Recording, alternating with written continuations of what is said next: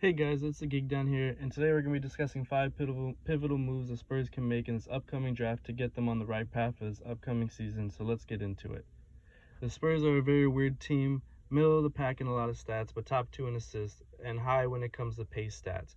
Where I see their biggest flaw is bad defense and no bucket getting when you need it, other than Wemby. The Spurs are second to dead last at ISO scoring, and that only matters because, yes, Spurs basketball is beautiful, and when you see them rolling and getting 40 assists, it's hard to stop them.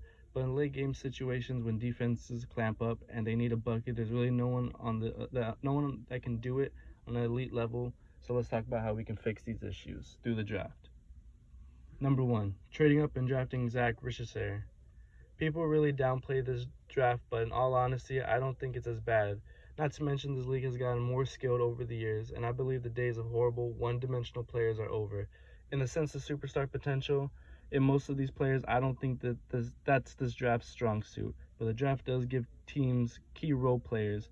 With that being said, I believe Richardson has untapped potential and is a perfect fit for the Spurs that gives them Spurs much needed wing depth and great defense upside. Number 2, draft Stephon Castle. He's not an elite shooter, but he's one of the best lockdown defenders, a great finisher. I can see him stepping up as a leader, and he's an ultra competitor.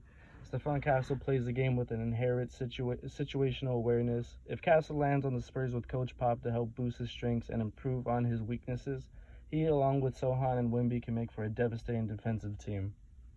Number 3, do not trade for Trae Young. Listen, I love Trae Young as a player, but as a Spurs player, he in no way fits the mold.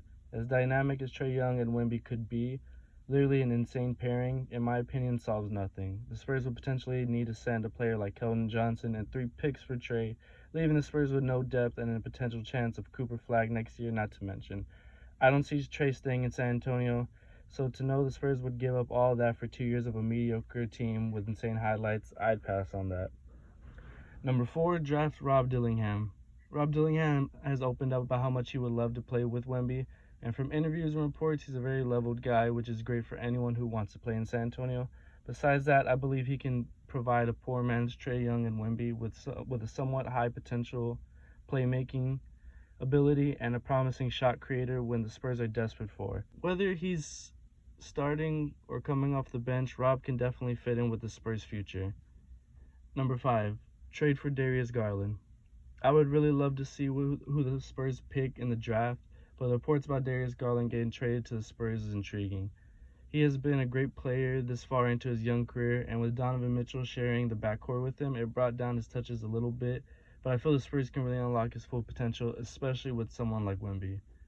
And those are my top 5 pivotal moves the Spurs can make with this upcoming draft. Thank you for watching, and I'll see y'all next time.